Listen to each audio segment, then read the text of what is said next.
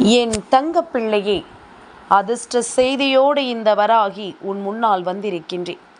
என் குழந்தையே, நாளைய தினம் உனக்கு மிகவும் நெருக்கமான ஒருவர் கண் விழிக்கும் பொழுது அவர் முன்னால் நீ நின்று விட்டால் போதும், நிச்சயமாக உன்னுடைய வாழ்க்கையில் ஒரு அதிசயம் நடக்கும்.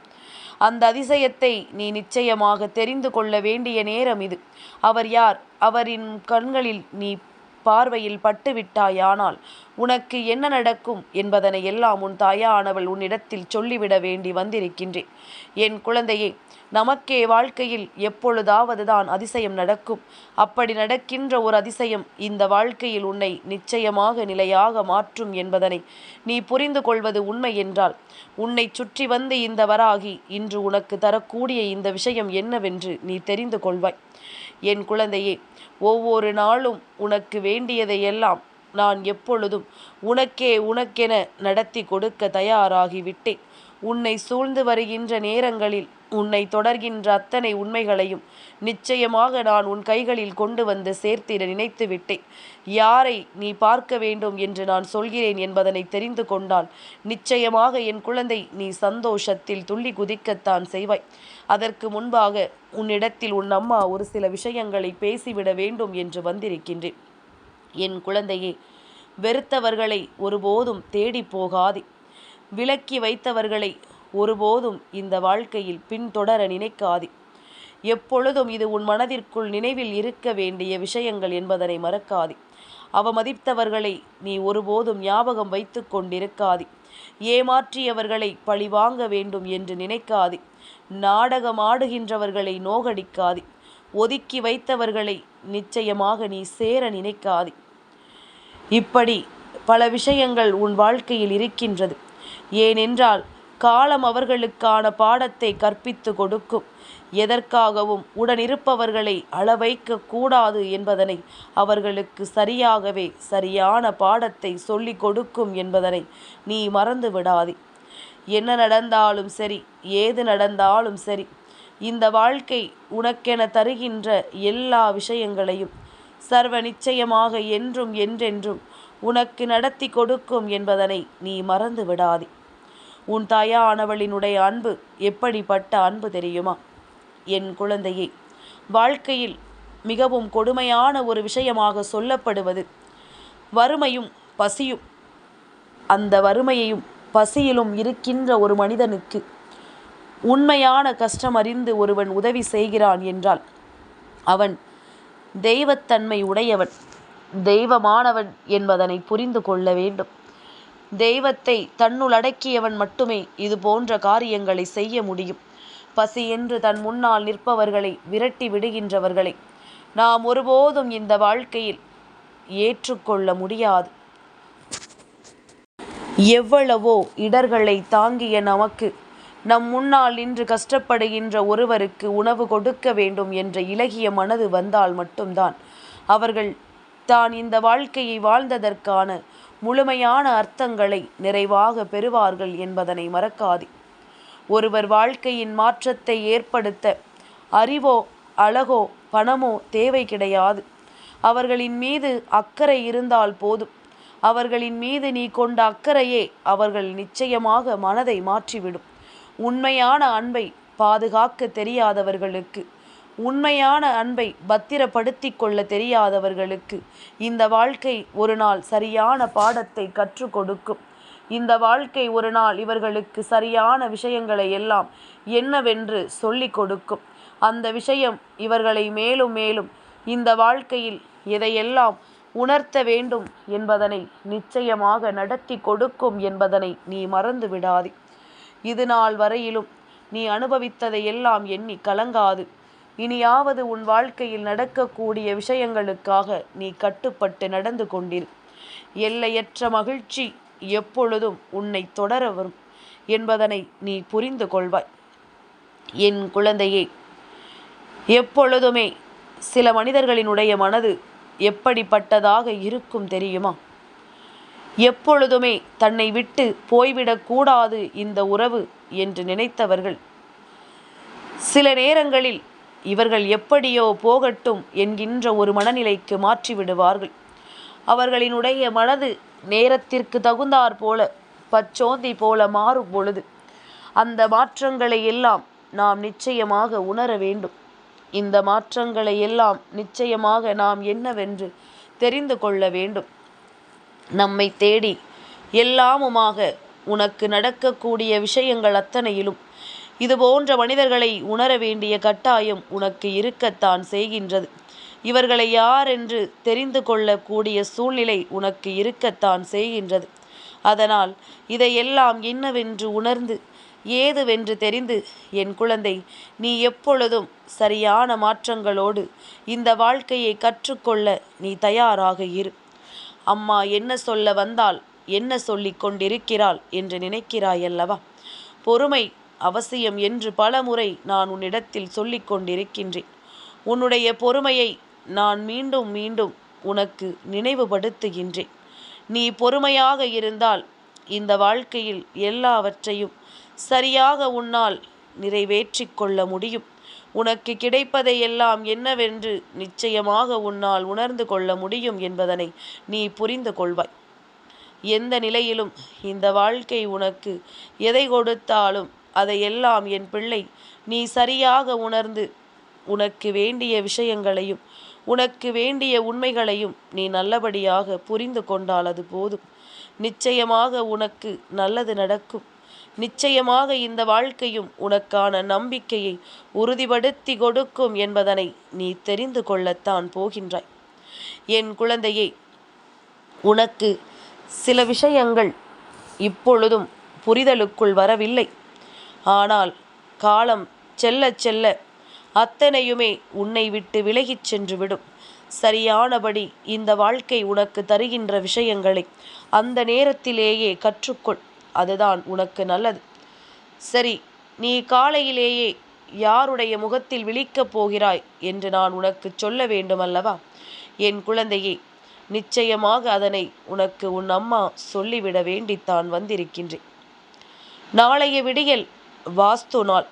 என் குழந்தையே, பொதுவாகவே வாஸ்து நாள் ஒவ்வொரு நல்ல காரியங்களையும் அந்த நேரத்தில் நாம் செய்ய தொடங்குவதற்கு ஏற்ற நாள்.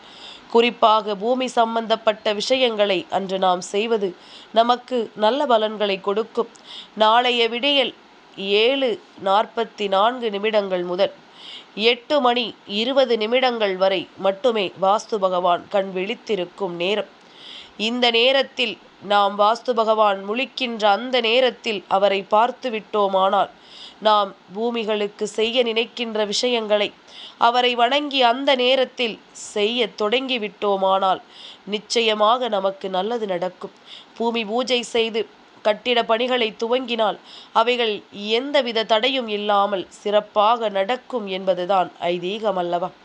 என் குழந்தையை, எப்பொழுதும் இதுபோன்ற செய்யும் பொழுது அந்த இடத்தில் செல்வ செழிப்பு, ஆரோக்கியம், குடும்ப ஒற்றுமை, வெற்றி, மன அமைதி இவையெல்லாமும் நிறைந்திருக்கும் என்பது மிகப்பெரிய நம்பிக்கை. வாஸ்து புருஷர் கண் விழித்து தன்னுடைய அன்றாட பணிகளை முடித்து மீண்டும் தூக்க நிலைக்கு செல்வதாக சொல்லப்படுகின்றதல்லவா? அவர் பல் துளக்கி குளிக்கும் நேரங்களில் கழிவறை போன்ற கட்டிட பணிகளை செய்வதால் நல்ல வளர்ச்சி ஏற்படும். அதேபோல் பூஜை செய்யும் நேரத்தில் பூஜை அறை, கோவில் அமைப்பதற்கான பூஜைகள், உணவு சாப்பிடும்போது ஓட்டல், சமையலறை போன்றவற்றிற்கான பணிகள், உறங்கச் செல்லும் பொழுது படுக்கை அறை, தங்கும் விடுதிகள் ஆகியவற்றிற்கான பூஜைகளை செய்வது வாஸ்து பகவானினுடைய முழு அருளையும் பெற்று கொடுக்கும் என்பது ஐதீகம்.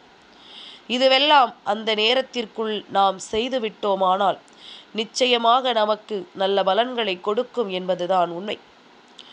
என் பிள்ளையே, எல்லாமுமாக உனக்கு இந்த வாழ்க்கையில் அத்தனை விஷயங்களையும் சொல்லிக் கொடுக்கும் நேரம் அல்லவா? சரி, இந்த வாஸ்து பகவான் யார், எதற்காக நாம் அவரை வணங்க வேண்டும் என்று என் பிள்ளைக்கு நான் சொல்ல வேண்டி வந்திருக்கின்றேன். முன்பொரு காலத்தில் அண்டகாசுரன் என்ற அரக்கன் தன்னை வெற்றி காண எவரும் இல்லை என்ற மமதையில் சிவபெருமானை போருக்கு அழைத்து சிவபெருமானோடு போரிட வேண்டும் என்று எண்ணிக்கொண்டிருந்தான். அப்பொழுது அந்த அசுரனின் நெற்றியில் வழிந்த வியர்வையில் இருந்த ஒரு பூதம் தோன்றியது.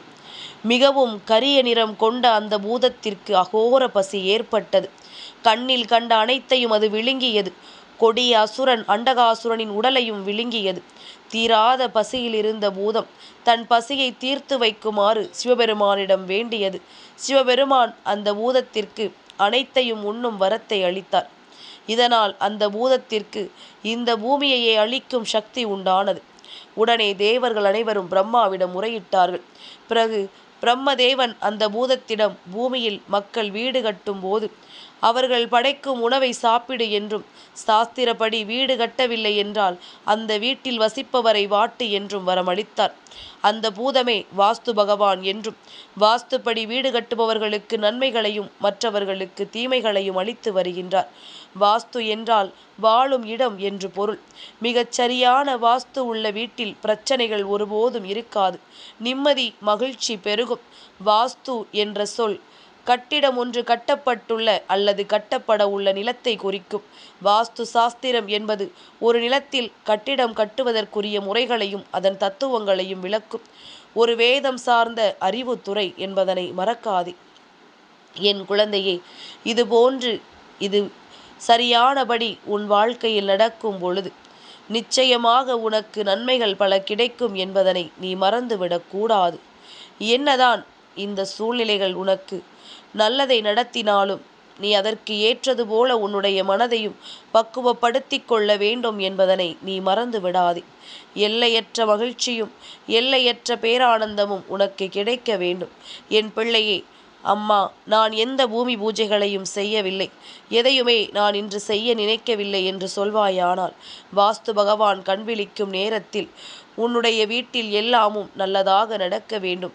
குற்றம் குறைகள் ஏதும் இருந்தாலும் அதை சரி செய்து கொடுக்க வேண்டும் என்று அவரிடத்தில் நீ கேட்டுக்கொண்டிருந்தால் அது போதும்.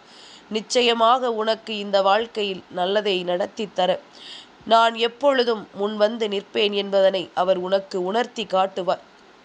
நாளைய தினம் காலை நேரத்தில் மனதார அவரை நீ உன் வீட்டிலிருந்து பூமியை தொட்டு வணங்கினால் போதும். நிச்சயமாக உனக்கு நல்லது நடக்கும். என் குழந்தையே, ஒவ்வொருவருக்கும் ஒவ்வொரு விதமான எண்ணங்கள் மனதிற்குள் இருக்கும். ஒவ்வொருவருக்கும் ஒவ்வொரு விதமான நம்பிக்கைகள் இருக்கும்.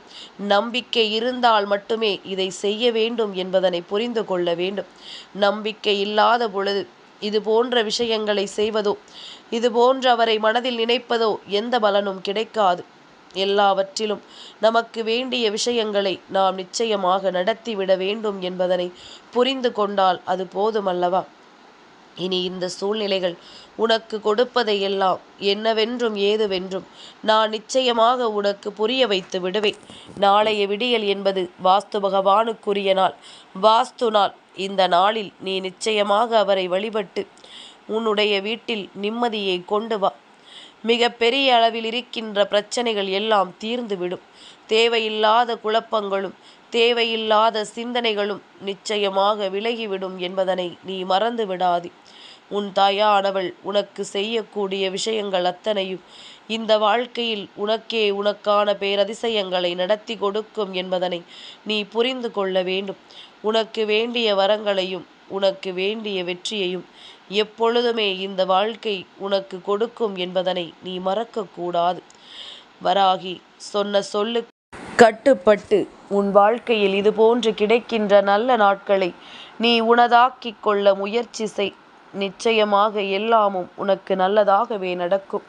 என் பிள்ளையே, ஒவ்வொரு தெய்வங்களையும் நாம் ஒட்டுமொத்தமாக வணங்குவதை விட அவர்களுக்கு உகந்த நாட்களில் அவர்களை நாம் மனதார நினைக்கும் பொழுது நிச்சயமாக இந்த வாழ்க்கை அவர்களுக்கு மிகப்பெரிய நல்ல பலன்களை கொடுக்கும். அதனால்தான் அம்மா, நான் தெரிந்து கொண்ட விஷயங்களை எல்லாம் உனக்கு முன்கூட்டியே எடுத்துச் சொல்ல வருகிறேன் என்பதனை மறந்து விடாதே.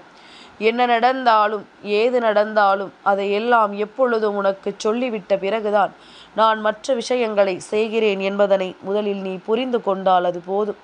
எந்த இடத்திலும் உனக்கு கஷ்டத்தை வரவிடாமல், எந்த சூழ்நிலையிலும் உனக்கு துன்பங்களை வரவிடாமல் உன் அம்மா உன்னை பாதுகாத்து நிற்கின்ற நேரம். நாளைய தினம் உன் வாழ்க்கையில் நீ கண் விழித்ததும் முதலில் இவரை நினைத்துவிட்டு இவரை தொட்டு வணங்கிவிட்டு அடுத்த என்ன வேலையோ அதை செய்ய தொடங்கு. நிச்சயமாக என்றும் என்றென்றும் உனக்கு நல்லதே நடக்கும் என்பதனை நீ தெரிந்து கொள்வாய். உனக்கான நம்பிக்கைகள் அத்தனையும் இந்த வாழ்க்கையில் உனக்கான பேரதிசயங்களை நடத்தும் என்பதனை நீ நிச்சயமாக புரிந்து கொள்வாய். என் தங்கப்பிள்ளைக்கு இந்த வராகி அம்மாவினுடைய ஆசீர்வாதங்கள் எப்பொழுதும் உண்டு.